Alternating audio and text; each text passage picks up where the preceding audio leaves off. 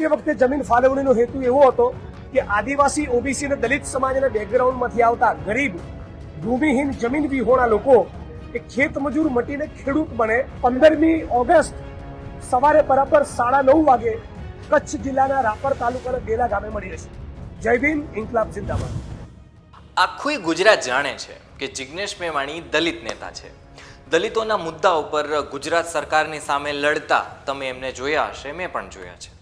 એવામાં જિગ્નેશ મેવાણીએ એક એવા મુદ્દાને લઈ અને જે તે સમયે માગ ઉઠાવી હતી અને હાઈકોર્ટમાં પણ ગયા હતા, જે હતો સાંથણીવાળો।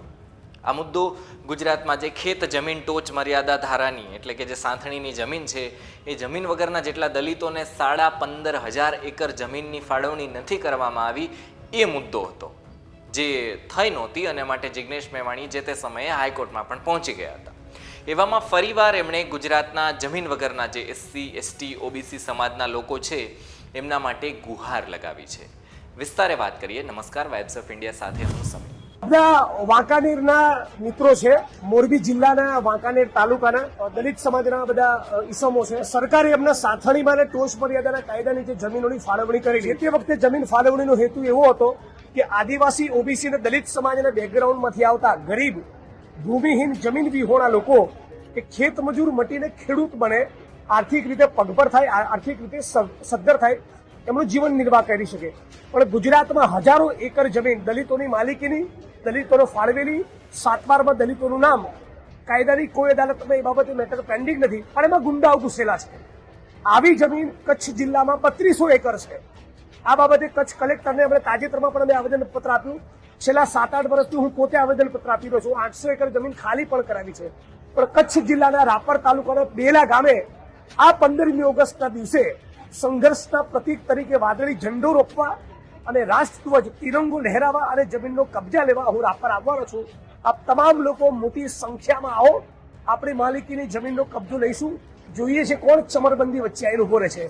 એ જ પ્રમાણે આવનારા દિવસોમાં વાંકાનેરના બધા ભાઈઓને પણ મદદ કરીશું, તમારા જમીનના મુદ્દે પણ લડત કરીશું અને તમારે બધાએ પણ રાપરના ભાઈઓને મદદ કરવા 15મી ઓગસ્ટે મારી જોડે રાપર આવવાનું છે। તો 15મી ઓગસ્ટ સવારે બરાબર 9:30 વાગે કચ્છ જિલ્લાના રાપર તાલુકાના બેલા ગામે મળી રહેશે। જય ભીમ, ઇન્કલાબ જિંદાબાદ। જિગ્નેશ મેવાણીએ જે તે સમયે આ મુહિમ મોટા પાયે ચલાવી હતી ત્યારે મુદ્દો હતો કે છેલ્લા 4 દાયકાથી દલિતોને મળવા પાત્ર જે જમીન છે એમને મળી નથી। એની જગ્યાએ જે માથાભારે લોકો છે ને એને જમીન ઉપર કબજો કરી લીધો છે। આ મુદ્દાની આપણે વાત કરીએ તો આ જમીનની માપણી કરવી, એને સોંપવી એકદમ અશક્ય કામ છે સરકારની દ્રષ્ટિએ અથવા તો અધિકારીઓની દ્રષ્ટિએ અથવા તો તંત્રની દ્રષ્ટિએ। આમાં સમય અને એનર્જી બહુ લાગી જાય છે એવી વાત પણ જે તે સમયે હાઈકોર્ટમાં કરવામાં આવી હતી। આ વાત એટલા માટે કરી રહ્યા છીએ કારણ કે કચ્છના માથાભારે લોકોએ દલિતોની 3000 એકર જમીન છે એ કબજે કરી લીધી છે, જે મેળવવા માટે જિગ્નેશ મેવાણી 15 તારીખે જઈ રહ્યા છે રાપર। હવે આ મુદ્દે જોવાનું રહેશે કે આના પડઘા જે છે કેવા વાગવાના છે, કારણ કે કચ્છમાં દલિત સમાજની અને ક્ષત્રિય સમાજની બહુ મોટી જનસંખ્યા છે। જોઈએ હવે આ વિષયની કેવી અસર થવાની છે એના વિશે। ધન્યવાદ।